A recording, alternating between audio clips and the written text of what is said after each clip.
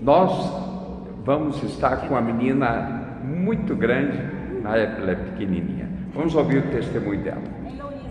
Heloísa. Eu sou apaixonada em Jesus. O quê? Apaixonada em Jesus. Eu fui curada do bruxismo. Eu fui curada do bruxismo. Ah, ela foi curada do bruxismo. Se fazia... E tá curado? Dá um beijinho agora. Dá um beijinho aqui.